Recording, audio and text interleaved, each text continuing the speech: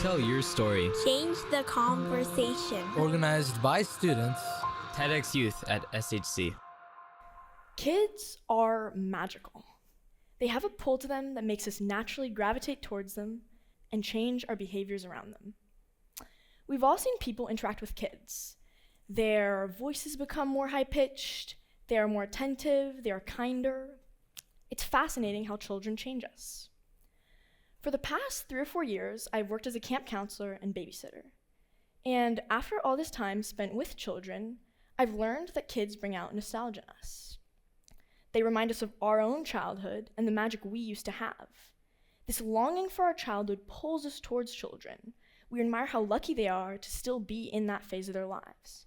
Their sincerity, directness, and genuineness leave us in awe. When you get to hang out with children, you feel privileged to be welcomed into their world. Whenever I babysit, I become a different person as these kids draw me into their universe, a universe of creativity, authenticity, and freedom. It makes me wonder why kids are so different from adults if they grow to become them. I can best describe what I realized with what my psychology teacher taught me last year. Kids are not mini adults. Now, this seems strange because yes, kids do grow and turn into adults. So why aren't they mini adults? Genetically, they might be adults in the making, but they are very different from adults. Yes, kids are less educated than adults since they haven't experienced as much of the world, but kids also have a gift of belief and authenticity. I wouldn't describe this as childish delusion, but childish wonder. They have an outlook on the world that enables amazing things. The kids I've worked with are some of the most creative and caring people I have met. Their brains allow them to think so honestly and differently. One of the most magical things about childhood is how purely ourselves we are. When I was in elementary school, I was fearless. I didn't second guess or doubt myself. I had no personality dysmorphias or insecurities. I knew what I liked and loved. I woke up every morning so secure and confident. Psychology professor Stephen Joseph explained this as the authenticity curve. He claimed that we are high on authenticity when we're young, then as we reach adulthood, we dip down with the weight of all the expectations on us. That time period before societal pressures and challenges creates the most authentic version of ourselves. Psychologist Carl Jung called this the inner child. He claimed that a connection to our inner child was crucial as the inner child drives many of the emotions in our daily lives.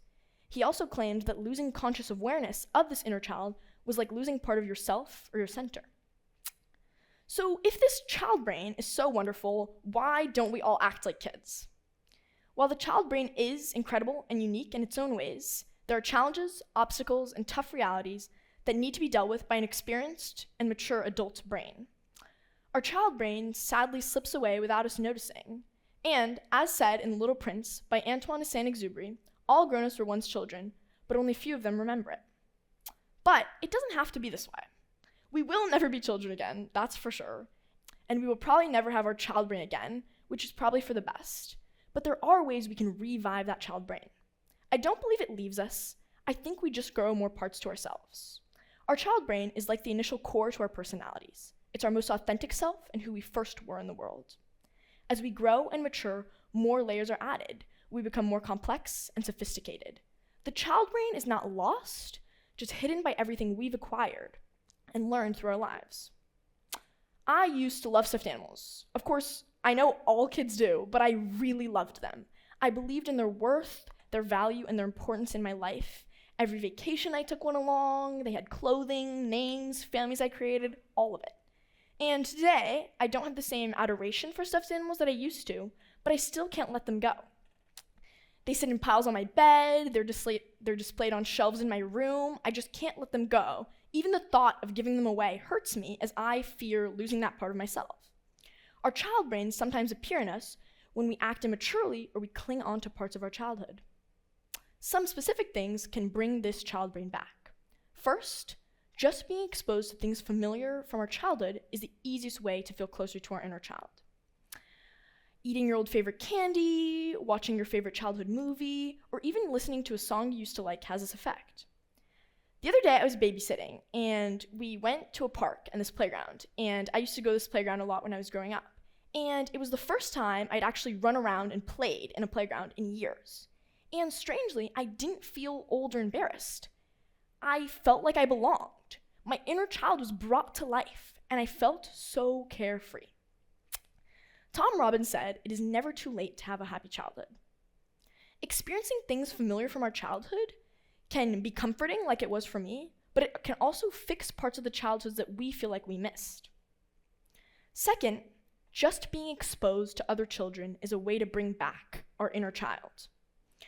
Watching children experience those years and emotions that we used to feel reminds us of how we felt and how we acted. We feel empathy and connection to these kids as we reminisce about our experiences.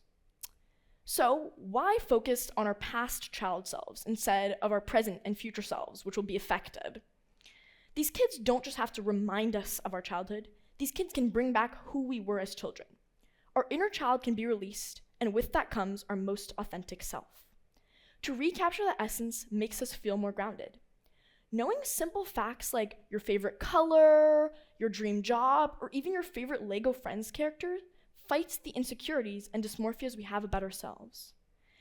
When I walk home from babysitting, I feel tired most of the time, honestly always, but I always feel at peace.